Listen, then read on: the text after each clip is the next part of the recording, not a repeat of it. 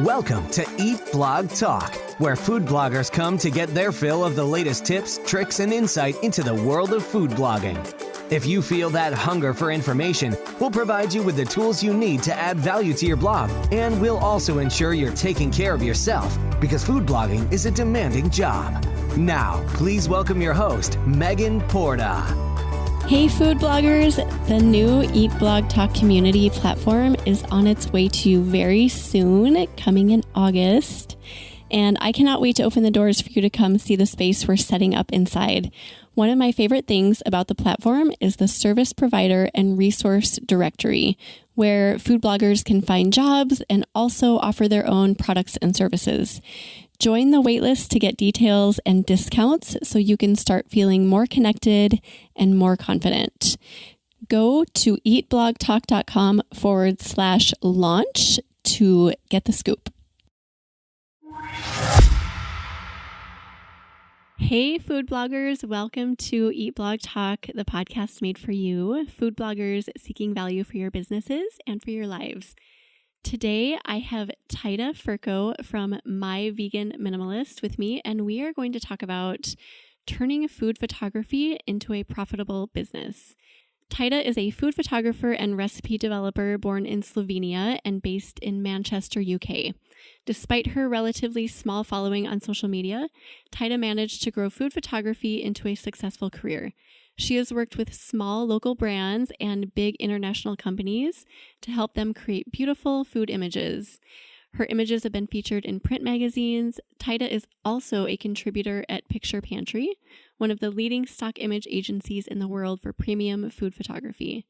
Tajda, your bio is so awesome and impressive, and I'm excited to chat about all of that with you. I'm really excited as well. Yeah, I'm so excited to have you here too.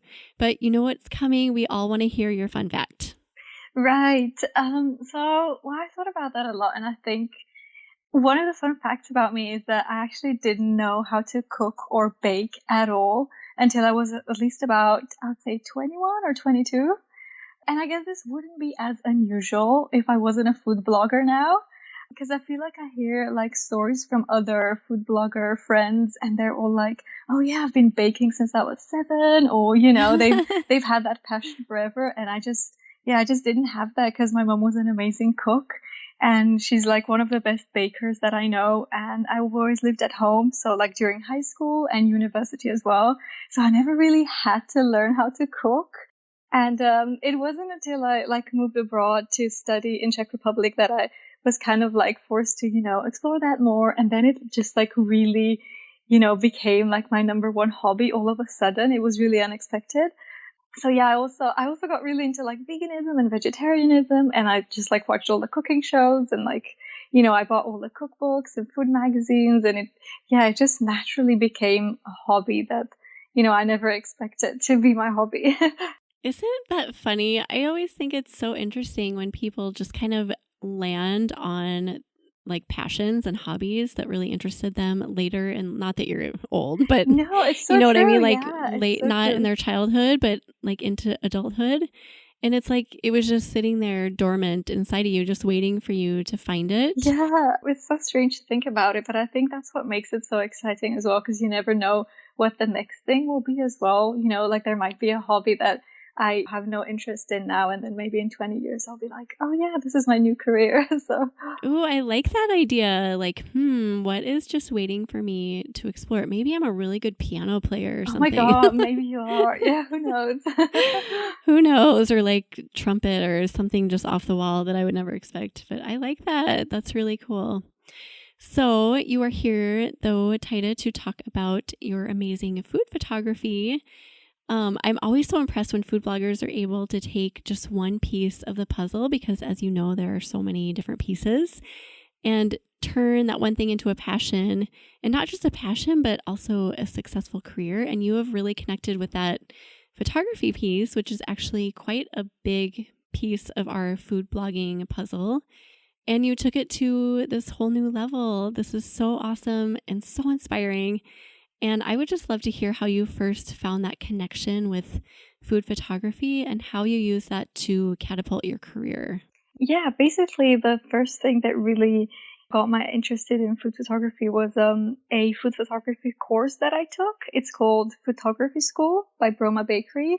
And that really helped me sort of believe that, a career in food photography was actually possible, because I didn't really know it was a thing before that. It's not one of those things that everyone knows about. And I just saw like images from other bloggers or people that I followed on Instagram that took that course, and I could see how they improved. And I just thought it was magical to see how they captured food. So yeah, I just took a really long time to practice as much as I could and like use every spare hour I had to learn from, tons of like free resources that are out there as well. And just to get to a level where I thought, okay, people would actually be willing to pay for this. I think it was really crucial for me to take the time and to invest in my skills. It was just the best decision that I could have made. And yeah, I think at that point I wasn't really thinking yet about how I'm going to make money or how I'm going to, how much I'm going to charge or whatever. But it was just really focused on like the art and craft of photography itself. And I think, getting my skills to that level has then really helped me in the long run. And I think it also helped me develop that mentality. Like, it's always worth to invest in your skills. If something's like really interesting to you, if that's your hobby, then, just go for it. It's always going to be worth it to spend that time to get to a level where you can make something more than just a hobby out of it. Yeah. So yeah, I think at the beginning I didn't really think of it as a business just yet, but just as a hobby.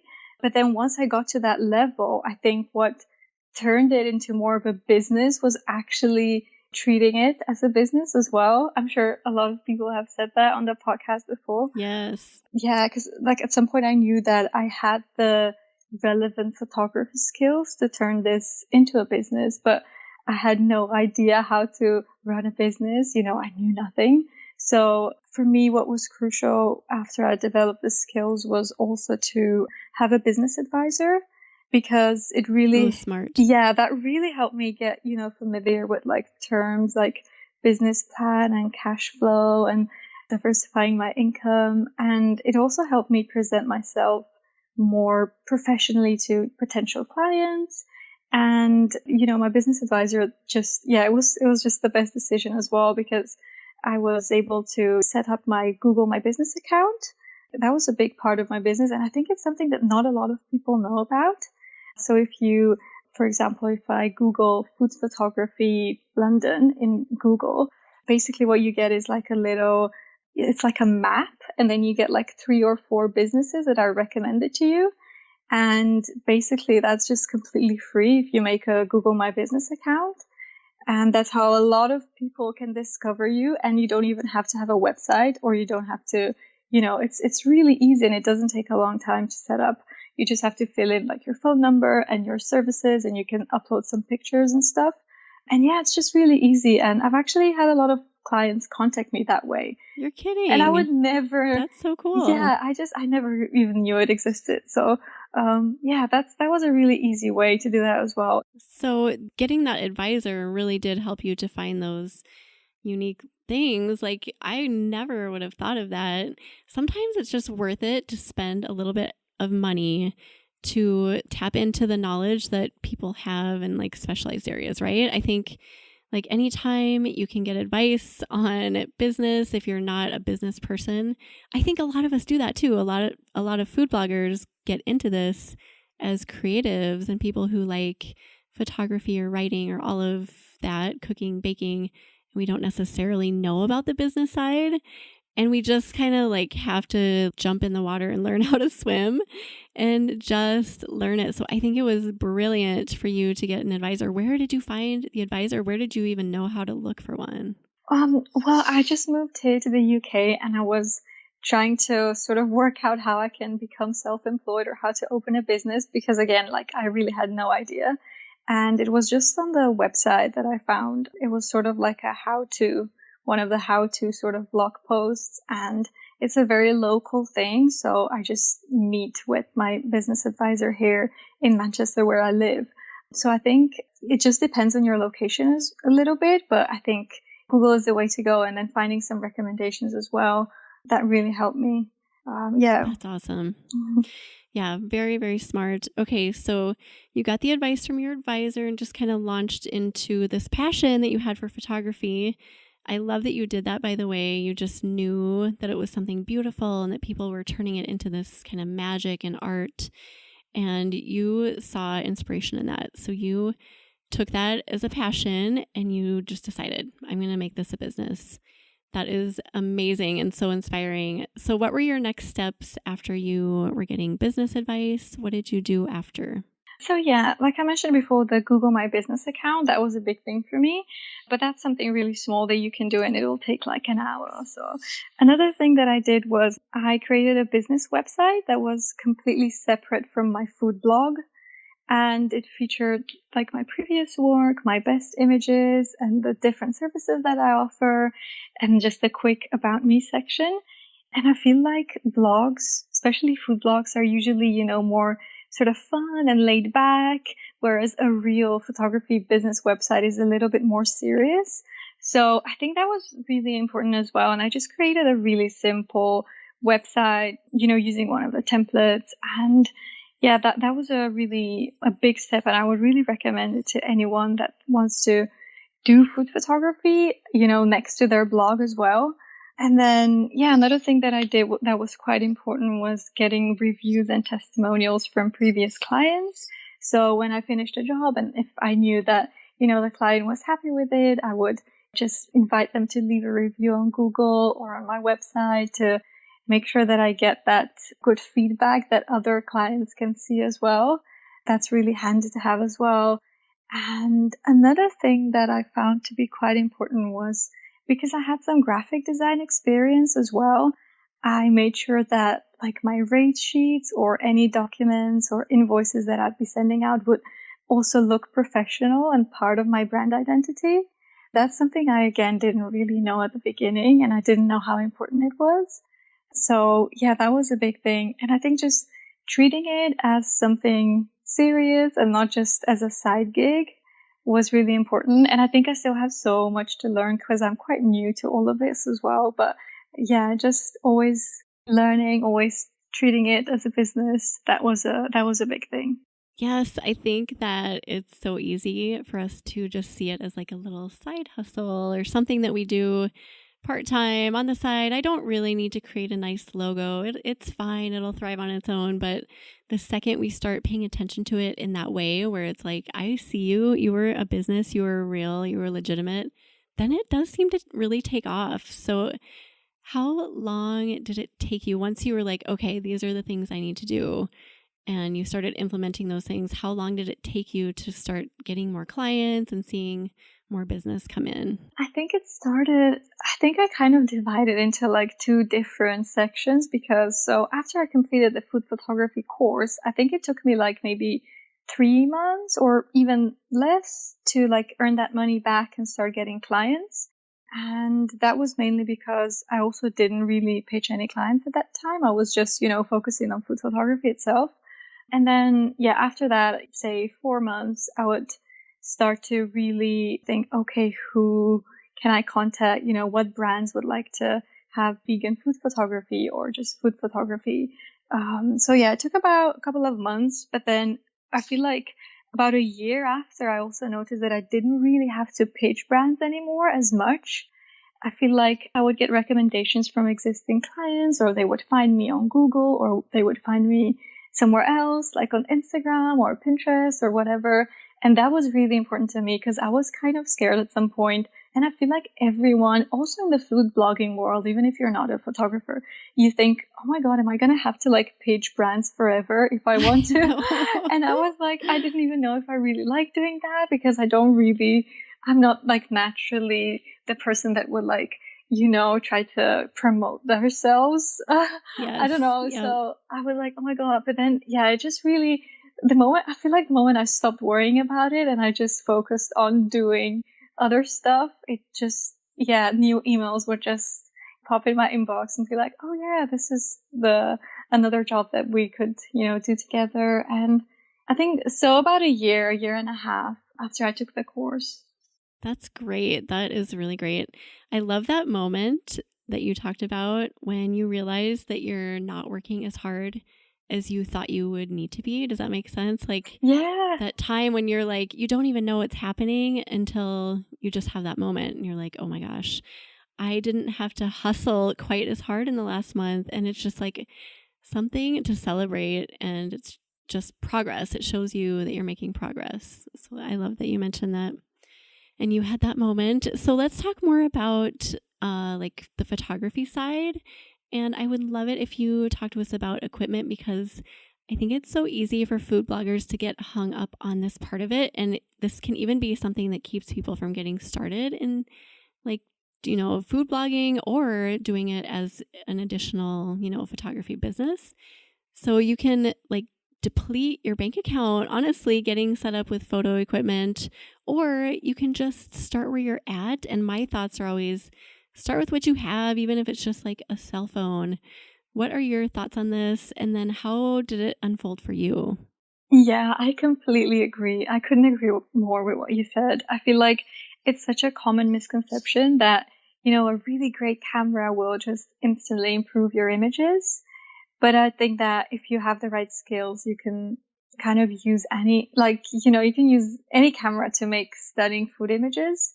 So yeah, I think after I decided I want to pursue food photography, I spent a good time just focusing on the skill itself. And I would practice to that point that like it didn't matter that I had a really cheap entry level camera with like the most basic lens. I just had one lens.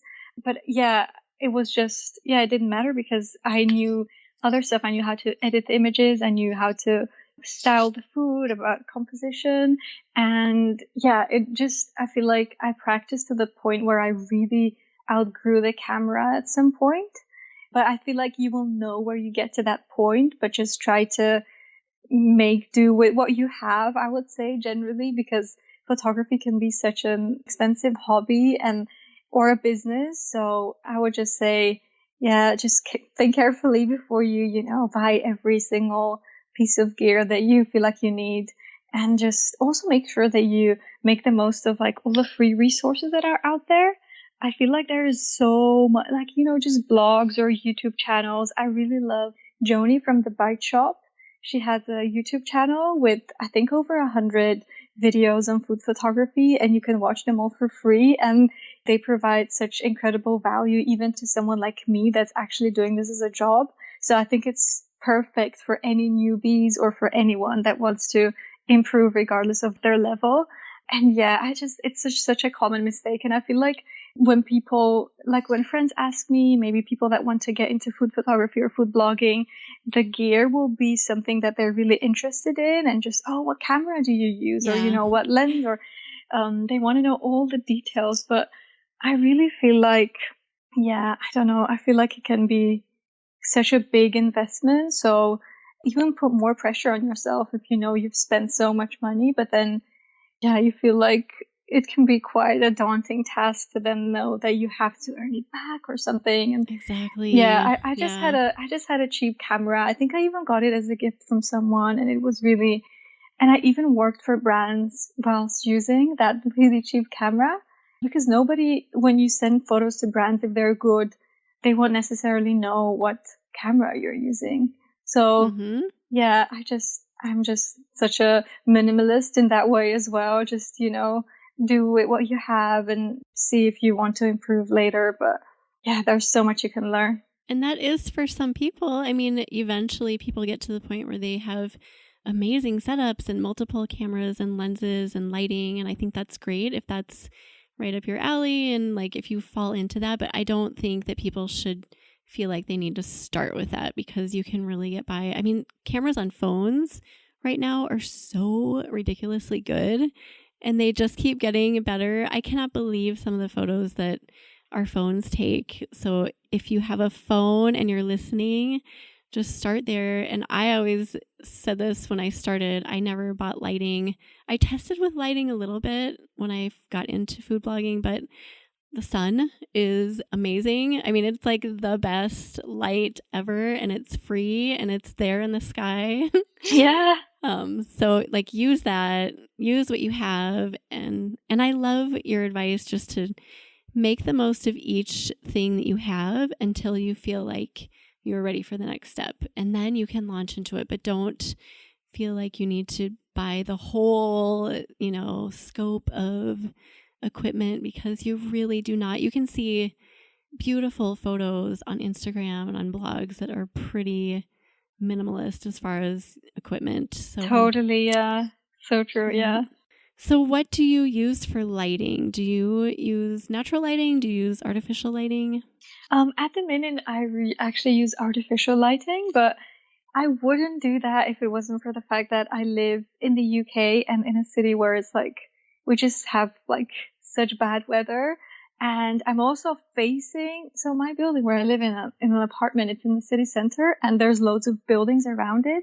And I have no view. Like if I look outside the window right now, I just see a massive brick building and nothing else.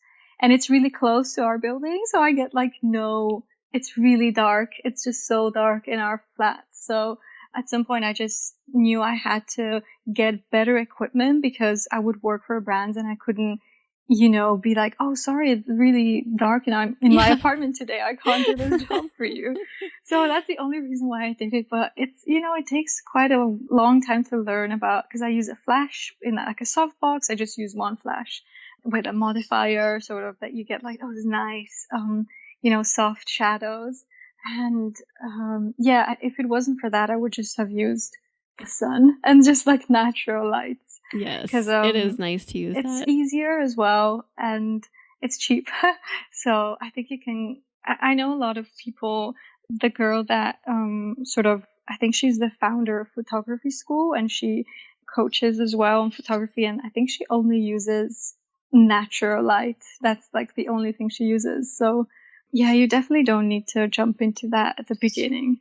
I always think it's interesting to hear what people use, if they're artificial or natural or both. Some people do both too. But the only reason I mentioned that I kind of dabbled in artificial lighting years ago, and the only reason I did was because I live in a state that also has long periods of time where it's like, oh, it's dark out so much in the winter here in Minnesota. So I just got tired of that because I would have to race home. I remember being out with my family and I was like, we have to get home. I have this picture I have to take. And my boys were like, what in the world? We're like rushing home for a picture. And I was like, you don't understand. The sun's going down.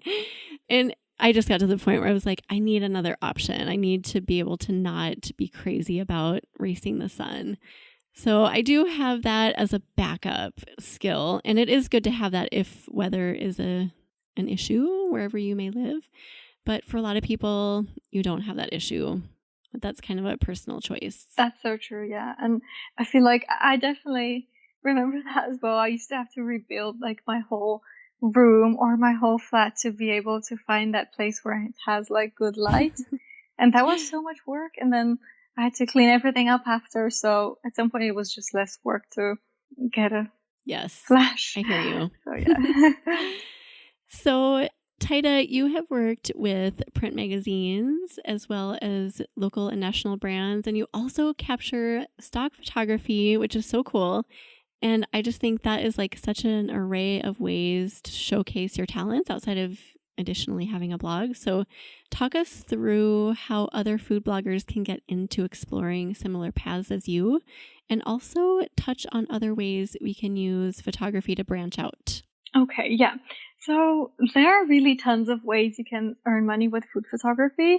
I have a lot of people, like friends or people messaging me on Instagram, and they will ask, oh, how are you able to make this your full-time job if you only have, 5 or 6 or 7,000 followers? Or they will ask, oh, how do you pitch brands, etc. But I always like to remind people that food photography is like, it's a job on its own and exists outside social media and food blogging. It's a profession that existed for, decades, and it's not, it's been around longer than social media. So to get back to your question, where do you start? How do you make money with food photography? Obviously, one of the main ways is you can create images for restaurants. And that means that you go to a restaurant and you shoot either their full menu or some new dishes that they just brought out. You also can have monthly photo shoots with them where you create fresh content for their social media or their marketing. And that's really good to have that steady income that you can count on as well. So restaurants is one thing. And then another way is by creating photography for brands that aren't restaurants. You can work with food brands, but you can also work with companies that aren't necessarily related to food only.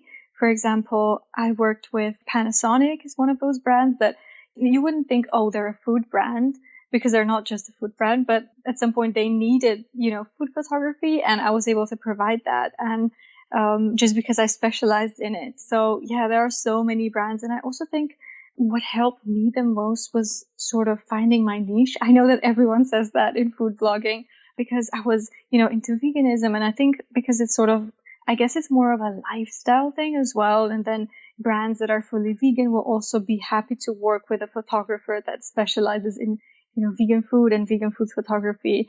So yeah, finding that little thing that you're really good at. It doesn't have to be something related to your diet. It can be, I don't know, it can be like baking, or it can be, it can be so many things. And yeah, as you mentioned, another way is also by, another way to make money is to sell stock images. And basically that's just it's a photo site where you can upload your own images for sale. And you don't necessarily have to take images specifically to sell them on stock websites. You can just, for example, if I take lots of photos for a dish that I'm shooting for my blog, for a recipe, I can also use those photos and just upload them to a stock site as well. And then it's a way of sort of earning some passive income. It's not anything huge. It's just something that you can supplement your main income or just have as a little extra. I use the Picture Pantry because I really recommend them because they specialize in food. So if you're a food blogger and photographer, they're really great because they focus more on quality rather than quantity. Because I feel like a lot of stock websites out there that people know, say like Get Images, or they have such a massive volume of photos out there, and it's so hard to even have your photos seen by anyone because they're so huge. So yeah, I was never part of any of those really huge sort of stock image agencies, because I thought, okay, let's just focus on what I'm good at and stick to that. And the Picture Pantry was a great way for that. Another way to earn money by doing food photography is sort of by sharing that knowledge that you have with others. I feel like that's something that I learned during the course as well that I took. It was sort of, you can put together an online course, you can make an ebook, you can do coaching or like one-on-one mentoring, or you can do a podcast about food photography. There's like, if that's something that you're interested in, it's also another really fun way of making money with food photography and getting to know people that care about it as well. And then another way, the fifth way, would be by creating recipes. I think a lot of people that listen to this podcast will obviously be food bloggers, so they will know how to create really great recipes. And if you're able to capture them in a really nice way, you'll provide really great value to brands, because you can develop a recipe, but you can also give them great images, and they'll need that for, little books that they bring out or for their website. A lot of them have a blog section where they sort of share recipes that use their ingredients. For example, if it's, I don't know, a brand that sells flour or chocolate or something. So that's another great way. And I feel like I found it to be like the most profitable maybe part of my business, because it joins those two skills, recipe development and food photography. And it's quite in demand as well right now with social media. So yeah, I think those are just a few ways. I'm sure there must be like several others as well. Well, that's a lot. Yeah, you gave us a lot of food for thought there. There's so many. It's such a versatile job, so I'm sure I'm forgetting loads. But those are the things that I've done. So I don't know about any others. Those are great. So some of these I had never considered. I mean, obviously we all have those times when we're at a restaurant and we see a menu that's just terrible, right? And we're like, oh my gosh, what are these photos doing here? So how do you go about pitching to a restaurant, whether it's for a menu or for social media? Do you have a method for that? I think it doesn't differ super much from when I'm pitching other brands, but obviously you'll go really local, and that can be a big plus as well. Sort of knowing that, maybe it's a restaurant that you really like going to, and you'll be able to sort of say, oh, this is my favorite place, and I really like this and that dish, and just send out an email or just ring them or go in and talk to one of the staff and see what the best contact would be. You can also reach to them via social media, Instagram or Facebook. They're both great. Yeah, just see wherever they're active and kind of try to get a good contact person. And then from then on, you can either meet in person, or a lot of it will just be done via email, especially these days. So, yeah, it's kind of like pitching other brands as well, but then finding restaurants in your area, or finding cafes or bakeries, or just lots of places. There are a lot of options. Yeah, and I think I didn't really realize that before I did it, but it really helps you develop as a food photographer, because I remember the first time I did photography in a cafe, and I'd already been doing food photography, in my home studio before, and I thought it was going really well. And then I did my first shoot in a cafe, and I realized it was so difficult. And it really forces you to learn on the spot and to deliver photos, even if you're not having like your best day, because there's no option to just be like, oh, I'll do this another day. So yeah, it's really, really great. And I think it just forces you to learn so much more than you would if you just did it at home. So if you have a chance to do it, you can also offer to do it for free if you're just starting out. A lot of people that start out will just do it in an exchange for, a meal or something, which I wouldn't normally recommend ever, but it's just, if you're actually just really starting out and you need to have a portfolio that you will show to other potential clients, because you need to have some kind of proof that you can do that. So yeah, that's a fun way to get started as well. There is something about creating photos, or really any piece of content for other people, that really forces you to buckle down and learn, because when we're creating content for ourselves, it's so easy to make excuses, or like you said, like put it off, like I can do this tomorrow, or I don't really need to learn a new angle or whatever. But like, I remember when I made my cookbook, and I was like, I know I have to up my game a little bit, because I don't want to reshoot these photos, and they're going to be really picky. So I just like turned it up a few notches, and I can tell if you go back to my blog, like pre-cookbook, it's totally different. My photography was way worse back then, but having to create photos that other people were like judging and, critiquing, I just like turned it up so much. And then after, I was so much better for my own blog and my own content. So I think there is definitely something to that, like having somebody else's standards in your head. You just know that you have to perform a little bit better. So if for nothing else, if you are just starting out and you mentioned like maybe doing a menu for free or doing a few photos for free, I think there's nothing wrong with that, as long as you go in with the knowledge that you're just going to be learning from it and growing yourself as a photographer. Yeah, that's so true. I mean, we all got to start somewhere. So yeah, exactly. Yeah, and that's so true. Yeah, having someone else's standards, or sort of not wanting to let anyone down when you make pictures for a cafe, it just forces you to step up your game. It does. I want to ask you a question about the non-restaurant brands. So you mentioned creating food photos for brands that weren't necessarily related to food, but they were food photos, right? How did you discover that, or how did you know they needed food photos? So I found them on Instagram. They had some brands, if they're really big, like Panasonic is quite big, they have a separate Instagram profile for just their food sort of part of the business. I think it's called Panasonic Kitchen or something. And they share sort of, because they sell bread makers and I think microwaves or things like that. And they need recipes for their website that, the people can be like, okay, this is all the stuff that you can make in our amazing bread maker. So that's how I found them, just on Instagram. And sometimes it's kind of just like trying it out and just see. A lot of the times, especially at the beginning, you'll realize, oh, they don't actually need anyone. But then, it can take some time to sort of find that brand that does need it. But yeah, it's sort of kind of like hit or miss sometimes as well.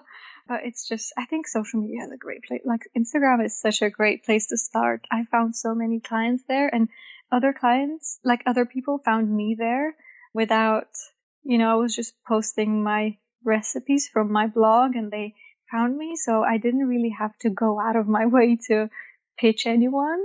So yeah, Facebook and Instagram, also because they're not super sort of formal, I feel like you can kind of message a brand like a direct message on Instagram and they'll be able to sort of, they'll reply and they'll be like more casual than sending out an actual email, and they'll be able to point you to the right person in their team.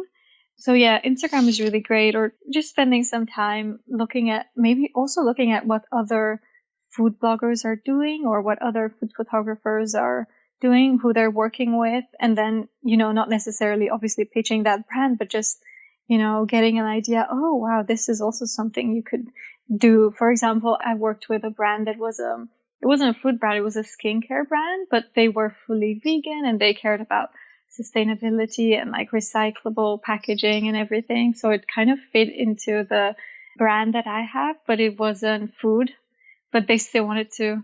So yeah, it's just sort of trying it out. And I think food and product photography are really, really similar, and they're kind of almost the same thing because, some of the food is our products as well.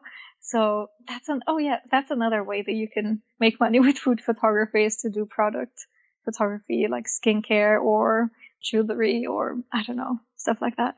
That kind of goes in with your comment about just knowing what your niche is and how that can relate to getting work as a photographer, really, because like you said, if you're interested in vegan food, then you are interested in other products as well that kind of follow those same guidelines. So that's something that I don't think I would have thought about, like branching out into other areas outside of food, but that also do relate to my niche. That's really smart.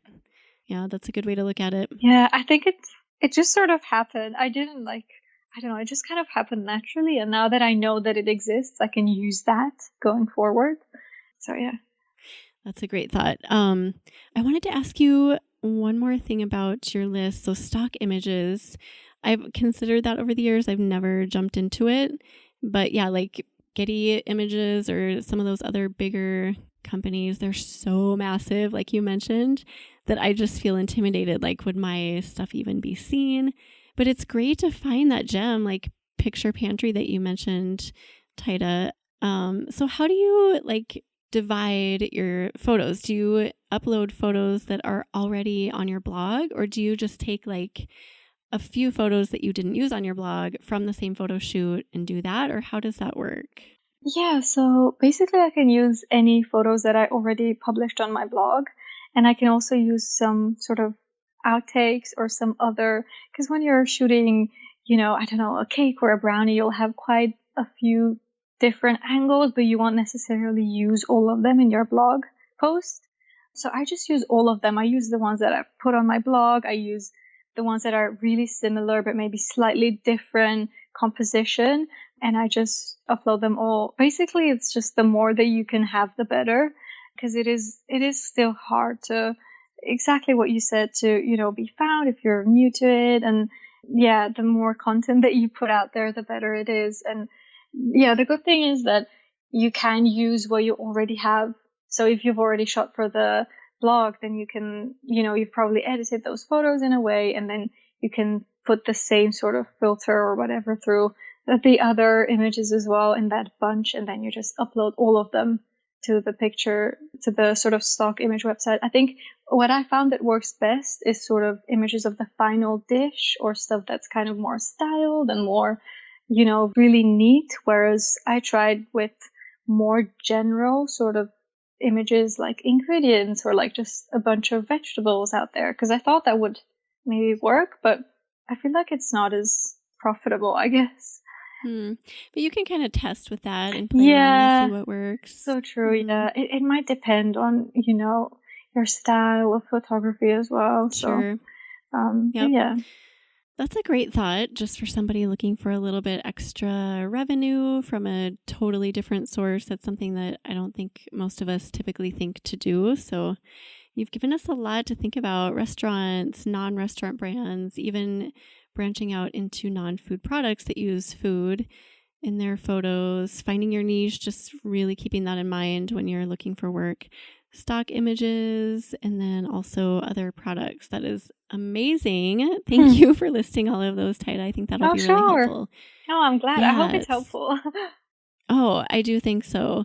So before we start wrapping up, I just want to hear your top tips. There are people listening who want to launch into photography in a new way outside of their blogs. So what are your best tips for them for doing this? Okay. Yeah, I have a few like really specific tips. I would say make sure you focus on practicing a lot and not putting too much pressure on yourself when you start. Make sure that you not only practice, but also analyze your images. For me, that was the single most important thing. What I used to do was I would take my own image and then I would compare it to an image of another food photographer that was really great and that I looked up to. So I took those two images of perhaps a similar dish, but not necessarily, and I placed them next to each other in a Word document. And I just sort of really tried to play that like spot the difference game and see what was it that made someone else's images so unique and so striking, and what was it that my images were missing. And I would just look at it and just be really analytical, just write down a list. How can I achieve that? What was it? Was it the colors? Was it the editing? Was it the way that they're placing the props that makes their image so nice? Was it the backgrounds, or I don't know, the styling of the food itself? So yeah, I think the ability to really reflect on your work and be quite analytical is crucial to your sort of success as a food photographer, and taking that time to, it's going to take time to improve. It's not going to happen overnight, but I feel like you can speed it up a little if you do it in like a really clever way and just be like, okay, this is what my images are missing. And also another tip I think is to really surround yourself with really great food images. I mean, one of the things I did was also on Instagram was to follow people that had really amazing food pictures, because I feel like that really inspired me and it made me think of new composition or new props that I never would have thought to use before. And it kind of just instantly improved the level of my food photography when I was looking up to people that were doing this on a really professional level.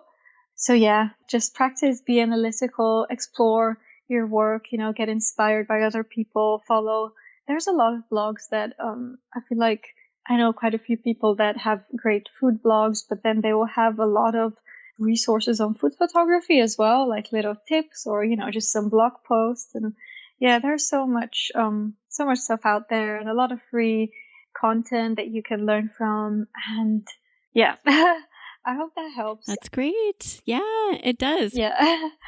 Practice, analyze. I like the line that you said, play spot the difference game, and just put two images side by side and see what that element is that's really speaking to you. I think that's really smart. If people take the time to do that, it's just a matter of doing that, right? Because we all scroll on Instagram and we see photos that we're like, oh, that looks so amazing. And you kind of stop scrolling and look at it again. And you look at it for like 5 seconds, and then just like taking the time to figure out what it is about that image, and then maybe adding it to your own photography or replicating it in some way. So that is amazing advice.